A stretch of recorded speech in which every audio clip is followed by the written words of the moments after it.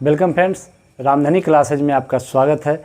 और अभी हम लोग प्राचीन भारत के इतिहास में वैदिक सभ्यता को देख रहे हैं और आज हम लोग इसमें वेद को देखेंगे। वेद और वेद जो है वह 4 है। कितने वेद है? वेद की संख्या 4 है। कौन कौन? तो ऋग्वेद, सामवेद, यजुर्वेद, अथर्ववेद। ऋग्वेद, सामवेद, यजुर्वेद और अथर्ववेद। वेद की संख्या कितनी है? 4। तो सबसे पहले आज हम लोग ऋग्वेद को पढ़ने जा रहे हैं। कौन सा वेद? ऋग्वेद।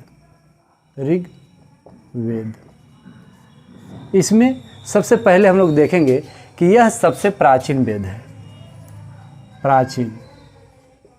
सबसे प्राचीन वेद है और इसमें सबसे पहले देखेंगे कि इसके 10 मंडल है। मंडल कितने हैं? 10 मंडल, यानी कि 10 पार्ट में बनाए गए हैं, है ना। उसके बाद हम लोग देखेंगे सूक्त कितना है? तो 1028। सूक्त के संख्या कितना है? 1028। और उसके बाद देखेंगे हम लोग मंत्र या ऋचाएँ। ऋचाएँ की संख्या कितनी है? तो 10,462। उसके बाद अब हम लोग इसके मंडल की ओर चलते हैं। मंडल तो इसमें देखेंगे कि 1 और 10 जो मंडल है उसको सबसे अंतिम में जोड़ा गया। और उसके बाद देखेंगे तीसरा मंडल देखेंगे कि सूर्य देवता को समर्पित गायत्री मंत्र है। गायत्री मंत्र है। और उसके बाद देखेंगे चौथे मंडल में कृषि का व्याख्या है। और उसके बाद देखेंगे सातवां मंडल किसका है? तो वरुण देवता का। और इसी में 10 राग युद्ध है। 10 राग युद्ध का वर्णन है। और यह 10 राग युद्ध पुरुषनी नदी पर लड़ा गया था। और उसके बाद हम लोग देखेंगे नौमा मंडल जो इम्पोर्टेंट मंडल है उसको देखना बहुत ज़रूरी है। तो नौमा मंडल में आपको सोम देवता को समर्पित है। सोम देवता। और सबसे इम्पोर्टेंट मंडल है 10वां मंडल में हमारा जो है यह क्या है? वर्ण व्यवस्था, यानी कि इसी को पुरुष सूक्त। वर्ण व्यवस्था, पुरुष सूक्त, इसी में वर्णन है। यानी कि ब्राह्मण, क्षत्रिय, वैश्य और शूद्र। ब्राह्मण, क्षत्रिय, वैश्य और शूद्र की चर्चा इसी 10वें मंडल में है। यानी कि ब्राह्मण मुख से, क्षत्रिय भुजाओं से, वैश्य जंघाओं से और शूद्र चरणों से। यानी कि यह जो वर्ण व्यवस्था थी यह ऋग्वैदिक काल तक के ठीक था। वो ऋग्वैदिक काल तक के जो वर्ण व्यवस्था थी वह कर्म के आधार पर था। यह जो बांटा गया था पुरुष सूक्त, यह कर्म के आधार पर बांटा गया था। लेकिन जैसे ही उत्तर वैदिक काल की पीरियड शुरू होता है तो यहाँ से यह जो है वंशानुगत शुरू हो जाता है। यानी कि जो ब्राह्मण है उसके बच्चे ब्राह्मण ही होंगे और जो शूद्र है उसके बच्चे शूद्र ही होंगे। यही ऋग्वैदिक काल का यह 10वां मंडल जो है इसी से वर्ण व्यवस्था की व्याख्या किया जाता है। तो अब हम लोग आगे की ओर चलते हैं। लिपि वह कैसी लिपि थी? ब्राह्मणी लिपि। तो यहाँ से अब हम लोग वेद में देखें कि वेद की संख्या 4 है। ऋग्वेद, सामवेद, यजुर्वेद और अथर्ववेद। उसके बाद सबसे पहले हम लोग ऋग्वेद को देखें। ऋग्वेद यह सबसे प्राचीन वेद है और इसमें 10 मंडल है। उसके बाद हम लोग देखें कि इसमें सूक्त की संख्या 1028 है और इसके जो मंत्र यानी कि ऋचाएँ हैं वह 10,462 है। और उसके बाद हम लोग देखें कि पहला और जो 10वां मंडल है, जो फर्स्ट और लास्ट, वह सबसे अंतिम में जोड़ा गया है। उसके बाद देखें तीसरा मंडल जो है वह गायत्री मंत्र को समर्पित है। चौथा मंडल जो है इसमें कृषि का व्याख्या है। और यह जो 7वां मंडल है वह वरुण देवता और दशराग युद्ध का इसमें चर्चा किया गया है।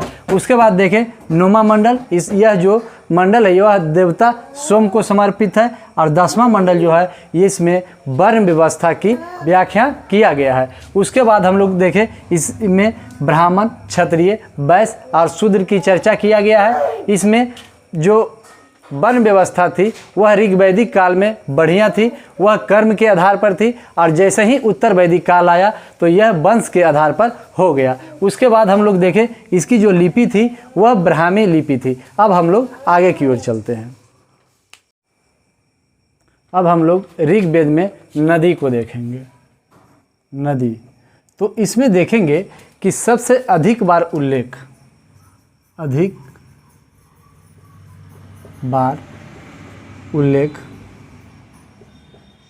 किस नदी का है तो सिंधु। किस नदी का सबसे अधिक बार उल्लेख है? सिंधु को। और गंगा का जो उल्लेख है वह मात्र एक बार है। और उसके बाद देखेंगे यमुना नदी का उल्लेख 3 बार है। और उसके बाद हम लोग देखेंगे कि सरस्वती सबसे पवित्र नदी मानी जाती थी। इस समय जो है सरस्वती जो है सबसे पवित्र नदी मानी जाती थी। उसके बाद हम लोग देखेंगे आर्य शब्द का उल्लेख ऋग्वेद में जो है वह कितने बार है तो 33 बार। बहुत ही इम्पोर्टेंट है और हमेशा क्वेश्चन एग्जाम में बनते हैं। इस समय जनता का जो विश्वास था वह किसमें था? कर्म कांड और बलि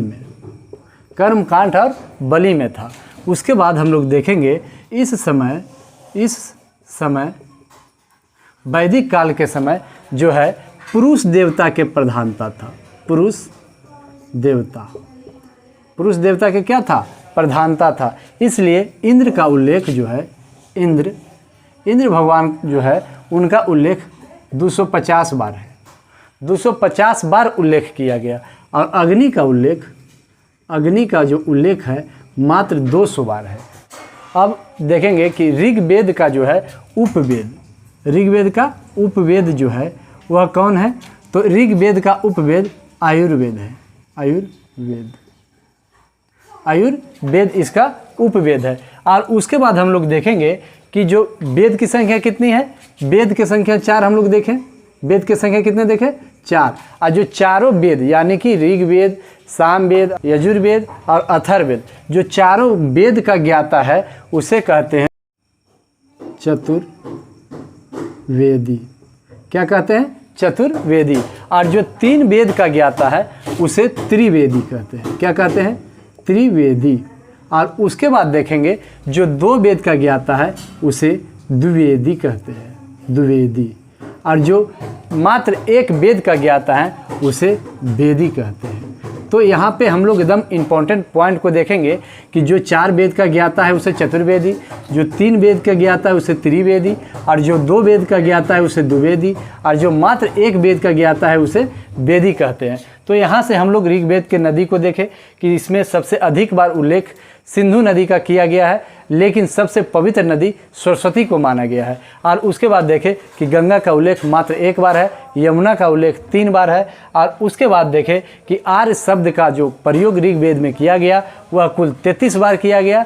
और इस समय कर्म कांड और बलि का प्रधानता था। और उसके बाद देखें कि ऋग्वेद काल में इस समय जो है पुरुष देवता की प्रधानता थी, इसीलिए इंद्र का उल्लेख 250 बार और अग्नि का उल्लेख मात्र 200 बार किया गया। और उसके बाद देखेंगे कि ये जो ऋग्वेद है उसका उपवेद आयुर्वेद है। तो यहाँ से हम लोग बहुत ही इम्पोर्टेंट पॉइंट को कवर किए।